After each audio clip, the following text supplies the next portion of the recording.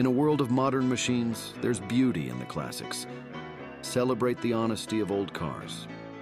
Be the driver. G'day everyone, it's David here, UC Slot Cars. Welcome back to the channel. So I picked up this Castrol Camaro. It's been unboxed, obviously, you can tell. So I've had an issue. I'm just about to dive into it and have a look at what's going on.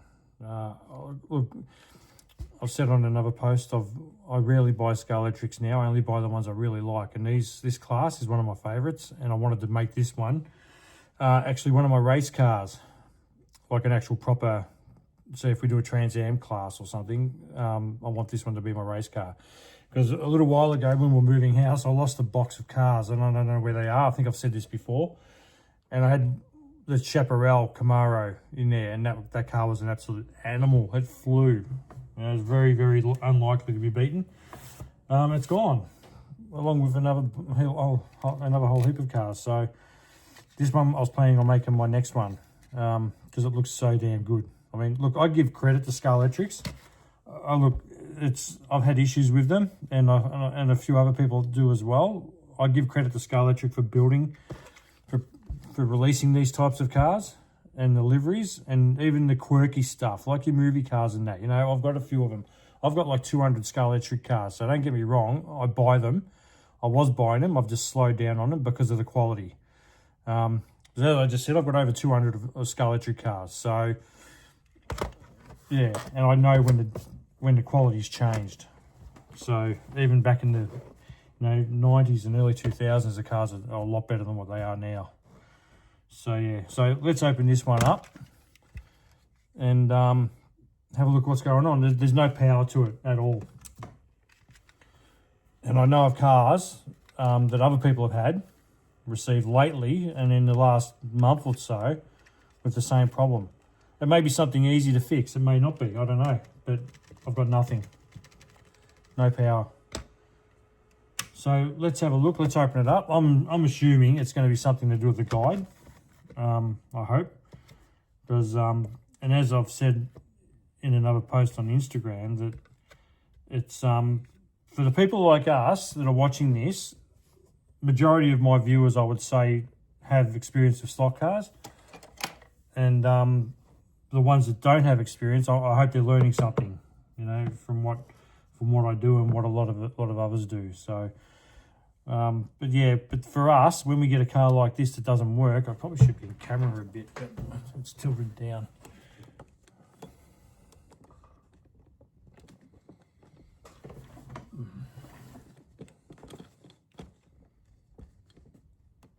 But for us, we know how to fix them. And it's the people like the new people to the hobby that go out and buy a set for their kids. It's a bit of the glasses. They buy a set for their kids and for themselves, and they're just getting into the hobby. They're looking for something. And Scalextric's the go-to brand. Scalextric's the most popular brand out there. It's without a doubt. They don't know how to fix the car. They'll go back and they'll take it to the shop, which you can do, but it shouldn't be happening this often. The last 3 cars I bought, Scalextric, 2 of them had issues. So 2 out of 3 is not good. You want to quote Meatloaf, 2 out of 3 isn't bad, but no, it's the other way around. So yeah, the newbies, they don't know how to fix it. And yeah, there's enough videos on YouTube to show you how to and whatever to fix them, but if they're not watching YouTube or whatever, then it's a problem. So that's my gripe. The newbies buying cars like this that don't work. Straight out of the box, it doesn't work. It's not good enough. And as I just said, it could be an easy fix, so we'll see what happens. I know this will probably upset people as well, but a few comments from the last time I had a gripe with a Scalextric car. And as I said, they give us good cars. They give us a variety of models and stuff and liveries and your quirky cars, your movie cars and stuff, which is great. A lot of them are probably just shelf queen collector's items, you know, because they're just not going to drive around on a track that good. But if you like it, you buy it, and that's the way I see it, and that's the way I am. I just don't buy cars for the sake of buying them anymore. I buy them for a purpose, and this one's going to be my Trans Am race car. just because I've got other ones up on the shelf that are brand new still. I've got a couple of Camaros, but I really like this livery, and the Bob Jane one up there that I've got. The Bob Jane one up there I got is, I don't really want to break. Oh. Wow. Oh, shit. That's not good. That's not even glued in. Oh, wow. So yeah, just by handling it, the wrist spoiler's fallen off. It's not even broken, it's just not even been glued on. Like, fairly good. The spoiler fell off. Yeah, I didn't want to race the Bob Jane one because there's a few out there. And no doubt now, with this livery, how good it looks, there'll be a few of these out there racing now. So, look, seriously, what is there that can go wrong for it not to run? It's just insane.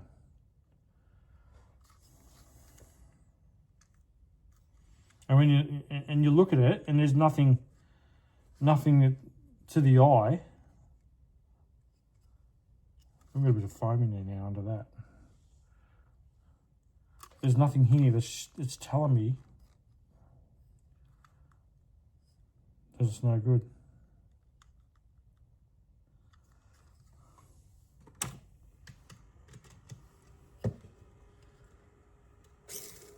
Well, here, see, there you go. Not running. It's not up this end. Move that a bit closer. Look at that.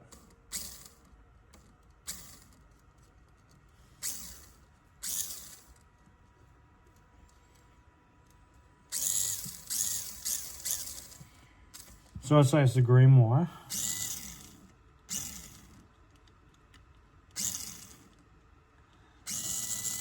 But what though? Okay, so it's sorted out by the look of it. Now what I found was that green wire, it wasn't crimped enough. Get it on camera. The green wire in there, it's got like your crimper wire. Played around with that one. As you can see, I've squashed it a bit more. So obviously there wasn't enough contact in there. So this car wouldn't have ran before they put it in the box. That's my opinion. I'm not going to beat around the bush. The car wasn't checked before they put it in the box. I'm not sure that's even a thing, but you would think so. You think they just get it out quickly, or what? It probably comes off a line somewhere. Yep, runs, done. Put it in the box. So it would have had nothing. So I'm just going to put the body back on, minus the spoiler at the moment, and I'll just do a quick little couple of laps. Far out.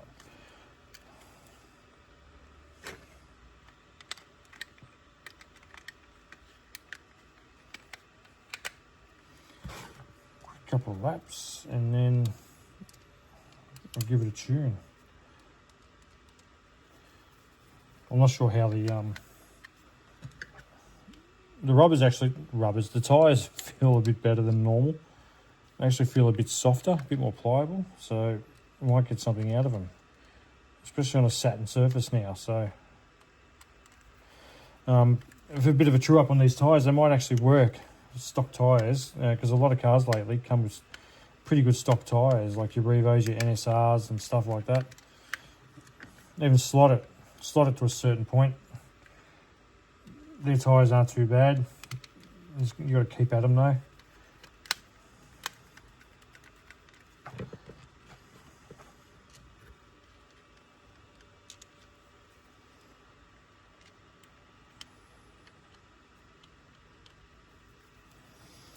Alright. I'll leave it a bit loose for now. I'll see what happens. Haven't done the oil, haven't done anything, so... Alright, let's go over to the track. put my Googles on, as Steve, Highway Stock Car, says. Thought that was quite funny today. Good video today, Steve, too. On your NSRs in the Revo tune. Okay, that'll do.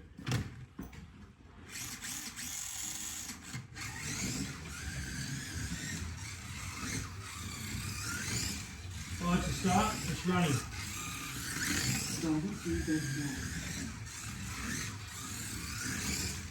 It's actually, there's no vibrations.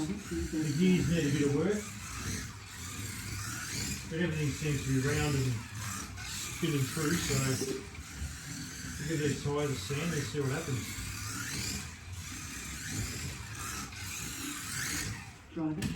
That's alright.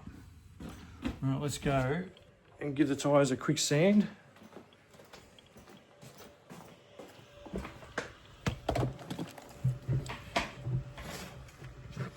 So yeah, that's what I used. I just crimped up the wire a bit, gave it a squeeze, and it stayed on.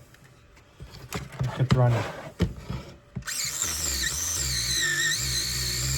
So that's actually no bouncing, no vibration. Like that's good. I'm happy with that.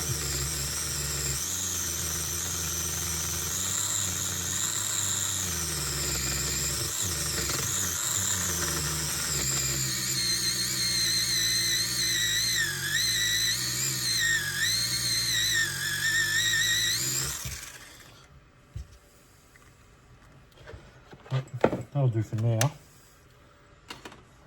Let's take it apart again. Actually, before I do that, I want to stick this wing on, or spoiler, whichever you want to call it.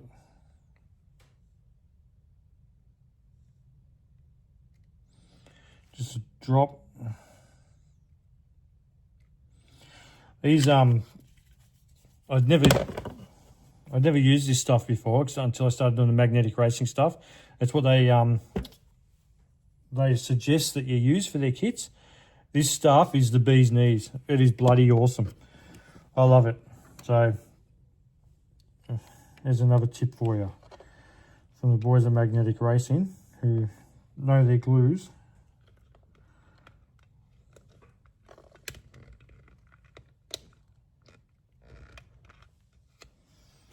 And it doesn't dry instantly, so that's another bonus. Okay, 10 seconds and it's dry. It says it on the packet. All right, now let's open it up. And I've got tyres for this. I've got MJK tyres for this, but I'm going to give the standard tyres a run first and see what happens.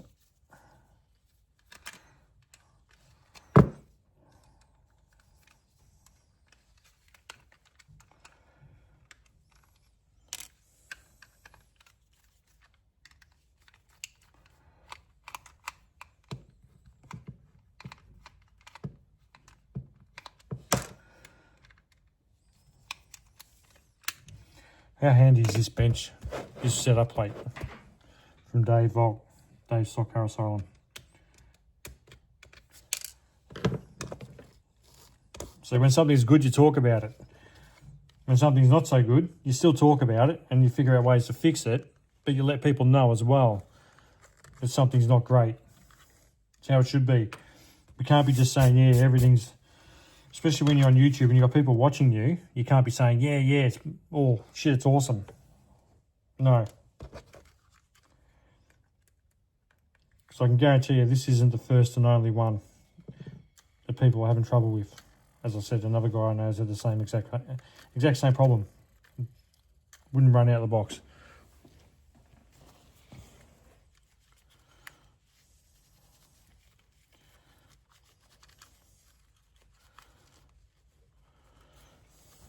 That's the fronts.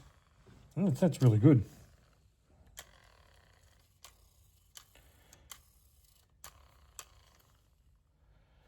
Well, the wheels look really cool, you know. I don't mind them. Black.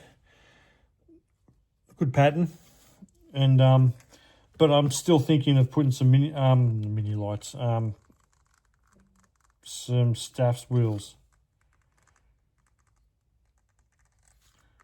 There's a couple of guys in America that do it. They put staffs on everything. It's so good. It's just a problem we can't get them here. And the ones I've been trying to order are not in stock in the one place that has them. So it's pretty hard to do it. So I wouldn't mind putting them on this. But we'll see what happens. I've got to get something that looks similar. So a bit of oil on the bearing there on the end of the motor. And a bit in here.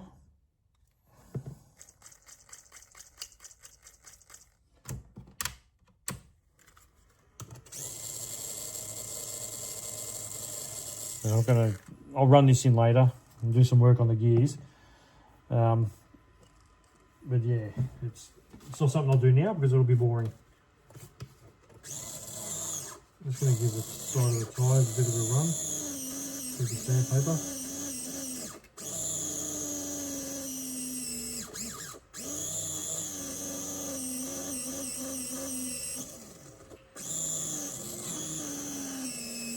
I'm going to take a bit of the sharp edge off the side of the tyre. It helps with cornering. It's near impossible to do it on the spur, so that rubber's just powdering up, so they're not going to be as good as I'd hoped. So yeah, you take a bit of the edge off the tyre, give it a bit of a curve.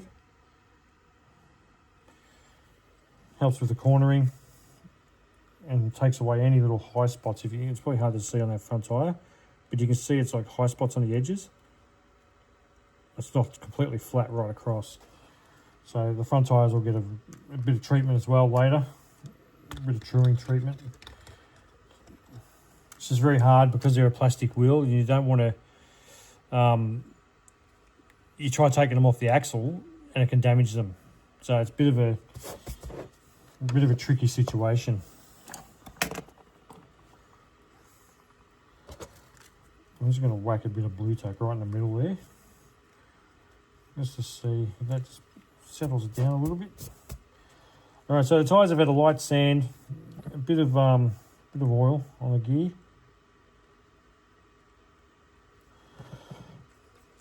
Run it around. That's the sort of the thing with these configuration as well. This sidewinder with the spur gear so close to the tyre, you can risk getting oil on the tyre. So that's not ideal. So what I normally do is just turn the volts down a bit, whack a rag there and just spin it up.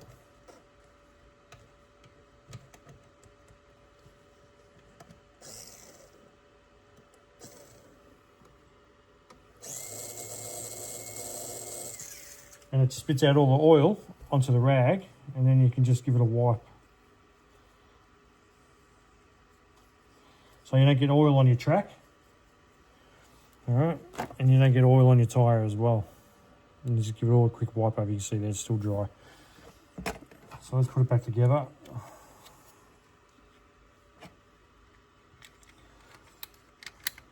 I've seen the way those tyres are powdered up with just a bit of sanding on the sides. I really don't think they're going to be that good, so we'll see what happens. But as I said, I've got urethanes here. I've got MJK urethanes, which will go on the back. I'll take the back axle out, put it on the tyre truer, and give it a sand. You get them pretty with these cars, because the tyres are so tall. If you bring them down, you've got not much clearance on the spur gear to the tyre. The MJKs sit a bit higher, so you need to bring the MJKs down a bit so it's level. Not level with the spur, but just above it. Because on our gloss tracks or our satin tracks now, the tyres hardly wear out. So you don't have to worry about the tyres dropping down to where the spur is. On our old Ferrador tracks, it was a nightmare. Absolute nightmare. The tyres would be truing as you're driving because it was essentially sandpaper surface.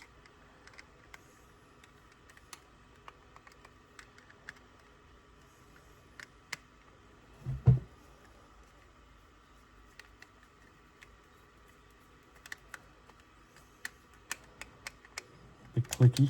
So I'll have to give the sides a bit of a file as well. As you can hear that. A bit clicky. That's fine. That's all part of tuning. Anyone who buys this car brand new for a Scalextric track isn't going to worry about that.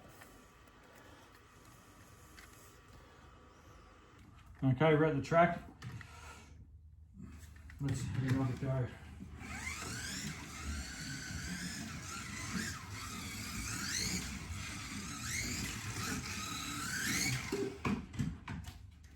Already sounds better. Feels a bit better with the tyres a bit more rounder.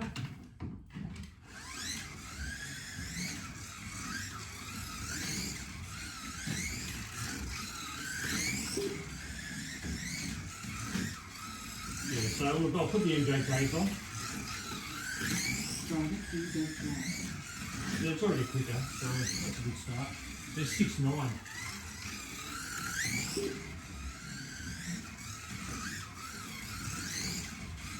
But how good does this car look? I don't know, I keep saying it, I think it looks fantastic.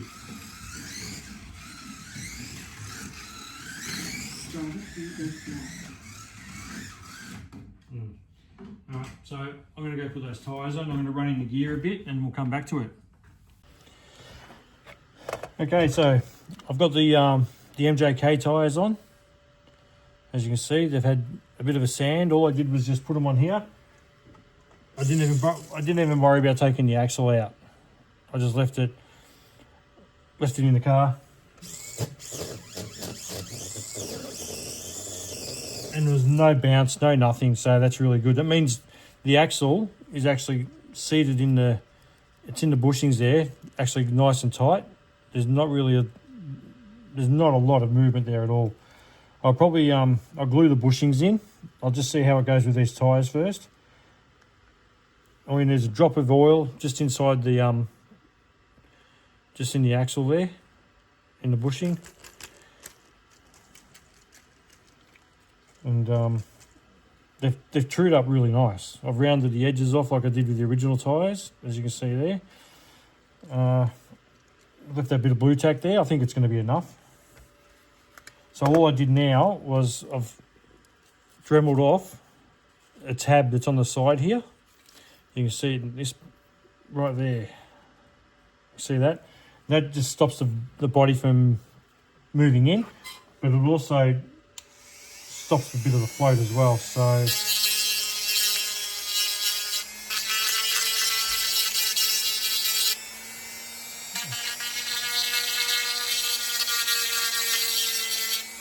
it's easy as that. Takes a couple of seconds. No more burr for the body to get stuck on.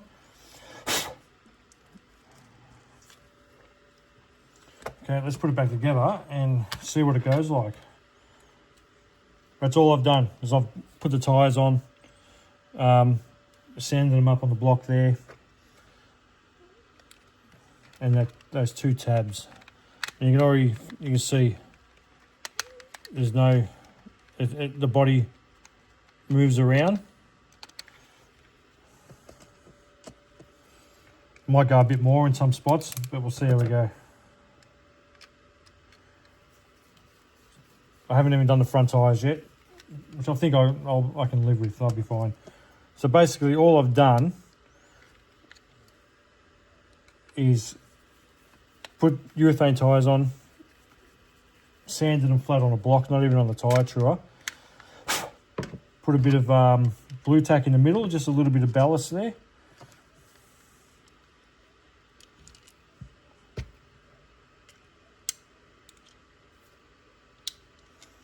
Magnet's still in. It doesn't worry me because I don't have magnet braid. Well, man, I just want to say thank you to the people that came out on Saturday for like a test and tune day. We had a ball. It was a really cool day. The weather was okay. The sun was out. So we didn't have the door shut in the garage. We didn't have the heaters on. We just had some jumpers on and we were all pretty comfortable, I think. So cooked up a bit of a barbecue, nothing special. But I appreciate everyone coming out. It was a good warm-up for the NSR Enduro that I'm doing on the 13th of September. So a couple of things might have changed on that. We're going to run the voltage at 9 volts because a few of us were just testing and we found that 10 volts on my track, it was just a bit of a nightmare. So for better racing, it didn't affect the car's speed much. In the end, once the track sort of got clean and rubbered up again, the times were coming right down from that test video I did.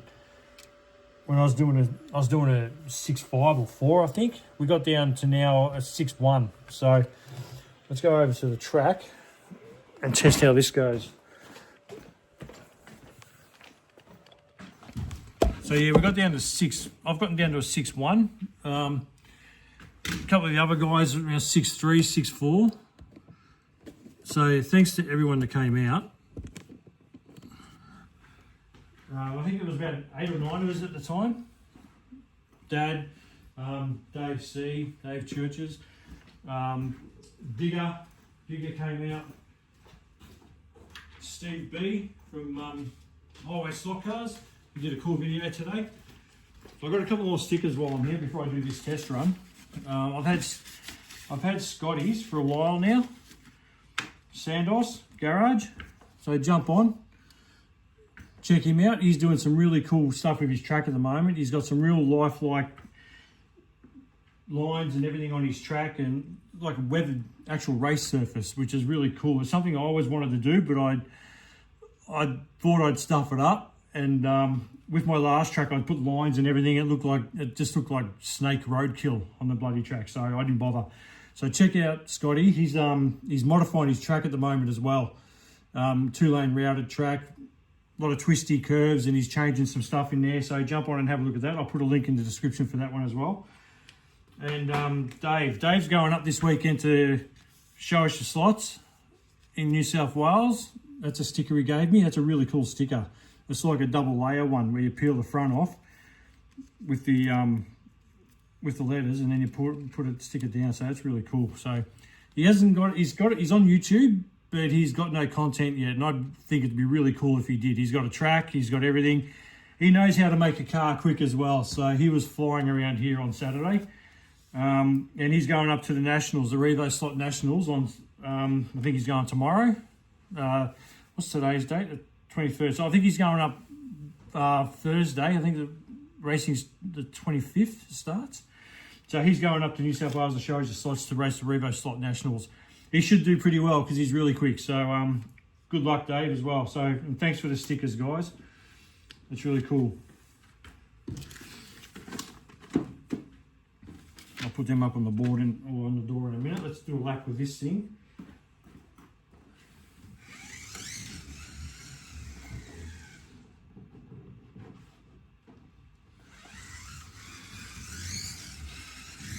So once that gear's running a bit, I reckon it'll be awesome. So 6.9 was the time.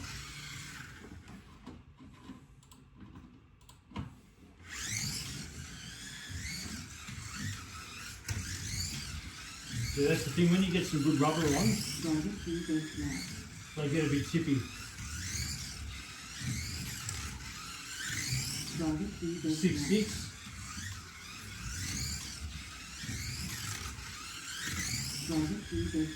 6.5. And 3 laps in.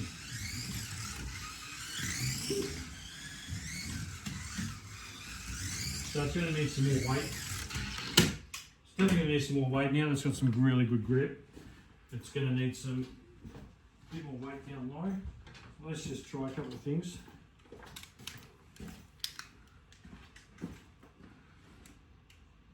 Let's just tighten it up a bit.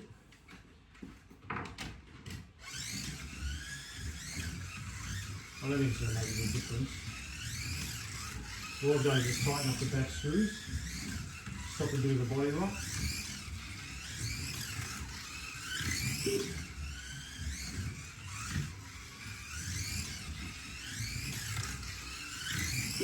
Once I get it a bit quieter,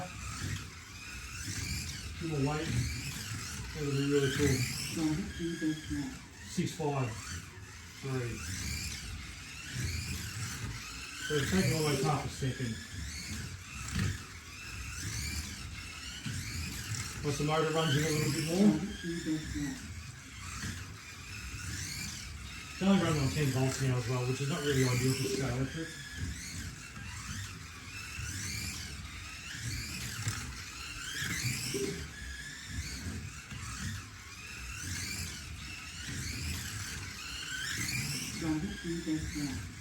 $647, so that's fine.